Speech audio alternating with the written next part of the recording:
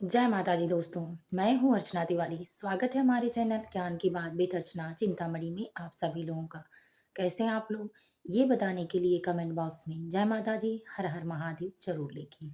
दोस्तों, आज की वीडियो में हम बात करने वाले हैं नवरात्रि में ऐसे कौन से उपाय किए जाएं कि जिससे हमारे घर में सुख समृद्धि हमेशा के लिए बनी रहे।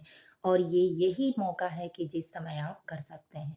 तो चलिए दोस्तों, आप हमारे साथ हमारे वीडियो में इन तक बने रहिए और ऐसी 5 विशेष बातें यानी विशेष काम जो आप नवरात्रि में कर कर अपने घर की बरकत बना सकते हैं। इसके लिए अगर आप हमारे चैनल पर नए हैं, पहली बार मेरी वीडियो देख रहे हैं तो कृपया करके हमारे चैनल को सब्सक्राइब कर लें। अगर मेरी वीडियो आपको पसंद आती है दोस्तों तो लाइक ज़रूर कर लें। कमेंट करके ज़रूर बताएं आप मेरी वीडियो कहाँ से देखते हैं। माता रानी आपके परिवार पर सदा कृपा बनाए रखें। तो चलिए दोस्तों, जानते हैं कि नवरात्रि में किए गए उपाय। सर्वप्रथम दोस्तों, नवरात्रि में माता दुर्गा, माता लक्ष्मी, सरस्वती यानी 9 देवियों का 9 रूप जो होता है, स्पष्ट रूप से माता लक्ष्मी और माता गौरा का ही रूप होता है। अनेक परिस्थिति बिगड़ जाने के बाद, अनेक राक्षसों के संकट आने के बाद और पृथ्वी लोक पर देवी देवता मनुष्यों को सताए जाने के बाद माँ ने अनेक रूप धारण किया। जो नौ दुर्गा जैसे शैलपुत्री, ब्रह्मचारिणी, चंद्रघंटा, कुष्मांडता, कात्यायनी, कालरात्रि यानी अनेक देवियों के रूप में माता ने अपना जन्म लिया। यानी देवताओं के आशीर्वाद से, देवताओं के किसी के वज्र से, किसी के मुख से, किसी के हाथ से, किसी की भुजा से, किसी के सांस लेने से जो जो शक्तियां उत्पन्न हुई वो सारी शक्तियां एक देवी को प्रकट कर दी। और इस तरह समस्त देवी देवता की प्रार्थना करने के बाद ही देवलोक पर नौ दुर्गा का जन्म हुआ। इसीलिए जागृत जब जब असुरों का संहार करना हुआ और जब जब कल्याण रूपी काम की जरूरत पड़ी तब तब माँ ने जन्म लिया। इसीलिए नौ दुर्गा का स्वरूप स्पष्ट रूप से हम लोग पूजते हैं।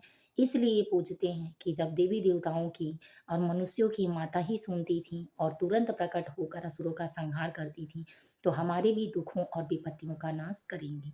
इसीलिए दोस्तों, अगर नवरात्रि के समय कुछ ऐसे भी ये उपाय हैं जो अगर किए जाएं तो माता प्रसन्न होती हैं और घर में आपकी वास बनाए रखती हैं। आपसे अनजाने में भी जो गलतियां होती हैं उसको सुधारने के लिए बुद्धि वही देती हैं। कहा जाता है कि जो भाग्य में लिखा है वो तो होकर ही रहेगा, लेकिन आपसे कर्म कराकर उस भाग्य को आपके कर्म के अनुसार बदला जा सकता है। जैसे हमें छत से चढ़ के अगर गिर जाना है, तो वही बुद्धि देंगी कि तुम छत पे चढ़ोगे तो गिर जाओगे। इसलिए या तो गिरना ही लिखा है तो गिरने के बाद भी चोट नहीं लगेगा, ये कर्म होता है।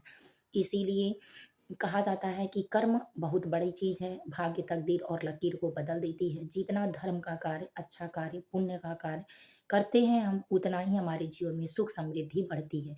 किसी को देखकर जलने से, किसी की प्रशंसा करने से, किसी के काम को समझने से या बिना मेहनत के ये कह लीजिए कि कुछ नहीं मिलता है।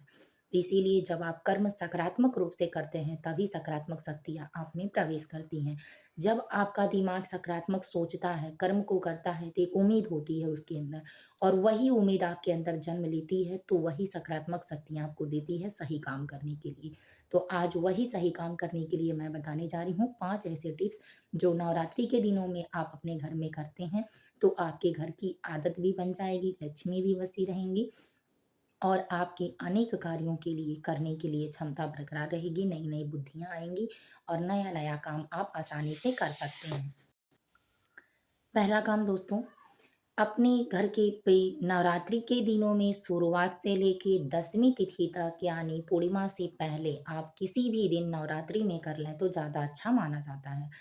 तो नवरात्रि में तुलसी जी की अगर जड़ मिल जाए तो उस जड़ को लाल पोटली में बांधकर अपने गेट यानी दरवाजे के दहलीज वाले जो दरवाजा है उस पे बांध दें।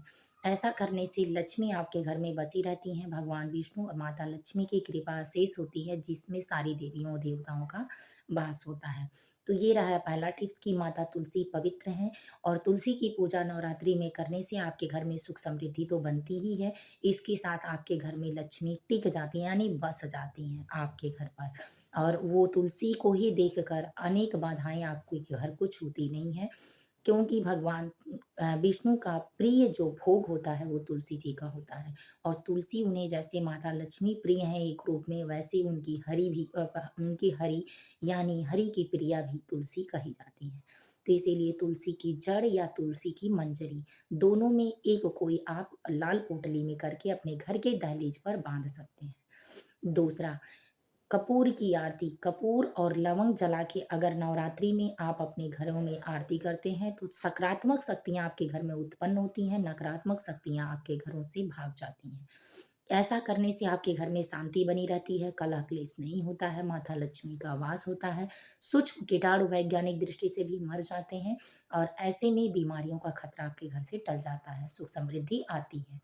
अब चलिए जानते हैं कि नवरात्रि के दिनों में तीसरा टिप्स कि अगर आप अपने घर में धूनी धूनी करते हैं सुबह-शाम नवरात्रि में अपने घर में धूनी जलाते हैं तो ऐसा करने से बहुत अगर किसी के द्वारा दी गई बीमारी, रोग है या नज़र दोष है या ये कहिए कि उसके द्वारा अपने घर आपके घर की बरकत को हटाई गई है, तो वो सब वापस आ जाती है। माता लक्ष्मी का वास होता है, सूक्ष्म कीटाणु मर जाते हैं हैं, आपके घर में अगर पति-पत्नी में कलह क्लेश चल रहा है, तो वो भी दूर हो जाता है। पत्नी और पति में किसी को लंबी बीमारी है, तो उस बीमारी में राहत मिलने लगती है। यहाँ तक कि कैंसर की बीमारी भी ठीक होने के कगार पर हो जाती है। कहा जाता है कि कोरोना जैसी ऐसी लंबी बीमारी में भी हवन और धूनी करने से घंटी और ताल बजाने से सकारात्मक शक्तियाँ उत्पन्न हुई, जिससे लोगों में जानलेवा खतरा कम हो गया। तो आपका ये उसके एग्ज़ाम्पल में है कि इस तरह से आप कम कर सकते हैं।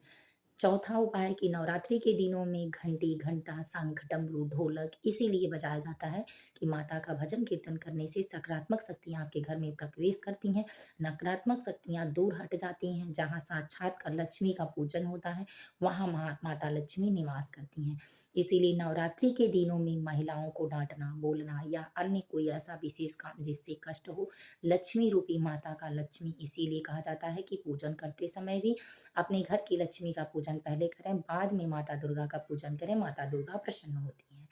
अब रहा 5वां टिप्स दोस्तों, 5वें टिप्स में आप मोर पंख भूल कर भी किचन में ना लगाएँ, क्योंकि किचन में लगाने से उनका अपमान होता है और दरिद्रता आती है। लेकिन अगर यही मोर पंख आप अपने घर की दहलीज पर लगाते हैं, तो भगवान गणेश जी को भी, कृष्ण भगवान को भी और कार्तिकेय भगवान को भी मोर पंख बहुत पसंद है।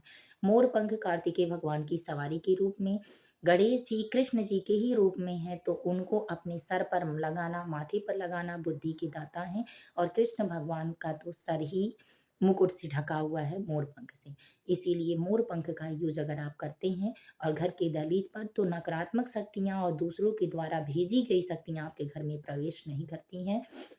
आपके घर में सकारात्मक ऊर्जा का प्रवाह होता है, लक्ष्मी का वास होता है। तो दोस्तों ये रहा नवरात्रि का 5 टिप्स जो आप करके आसानी से अपने घर में सुख समृद्धि बना सकते हैं।